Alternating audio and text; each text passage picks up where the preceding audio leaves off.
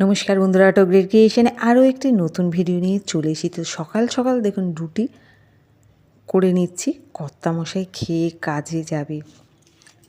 এখানে আমি প্রথমে আটা মেখে রুটিগুলোকে সেরে নিচ্ছি, তারপরে এই রুটির সঙ্গে কী দিয়ে খাবে তারই একটি সবজি বানিয়েছি।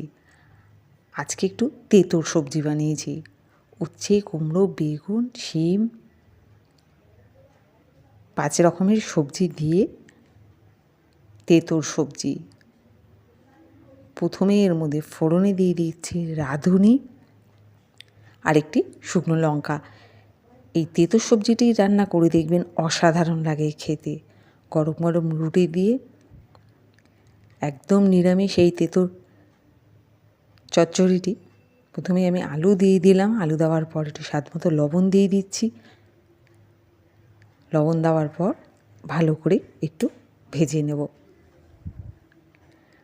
আর রাঁধুনি আর শুকনো লঙ্কা ফোড়ন দিলে একদম পুরো শুক্তোর মতো গন্ধ আসে আর অসাধারণ টেস্ট লাগে। দিয়ে দিলাম একটু হলুদ, আর কোনো রকমের কিছু দেব না, শুধু এবার ধুয়ে কেটে রাখা উচ্ছে, কুমড়ো, বেগুন আর সিমটাকে দিয়ে দেব।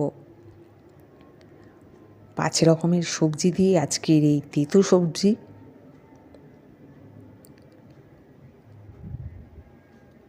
নতুন বন্ধু হলে পরে সাবস্ক্রাইব করতে ভুলবেন না।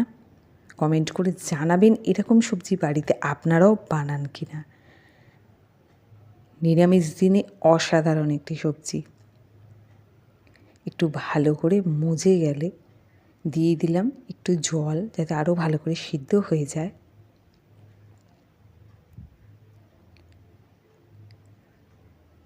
তিন থেকে 4 মিনিট এভাবে রেখে দেব, যাতে ভালো করে সবজিটা সিদ্ধ হয়ে যায়। তো দেখুন তেঁতুল সবজিটি তৈরি হয়ে গেছে।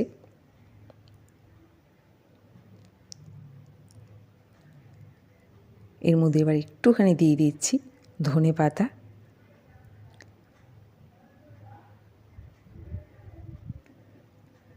যে যেখান থেকে ভিডিওটি দেখছেন কেমন লাগছে কমেন্ট করে অবশ্যই জানাবেন। আমার এই ছোট্ট চ্যানেলটি আর এই ছোট্ট ছোট্ট রেসিপি, ছোট ছোট ভিডিওগুলো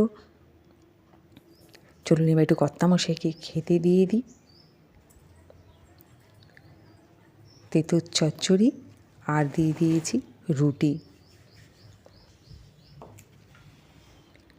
কর্তামশাই এখন এটা খেয়ে কাজে যাবেন।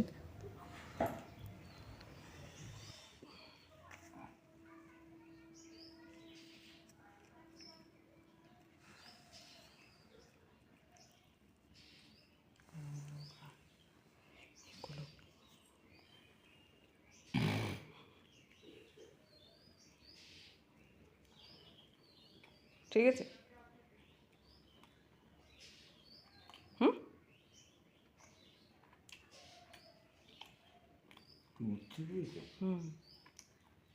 ठीक है।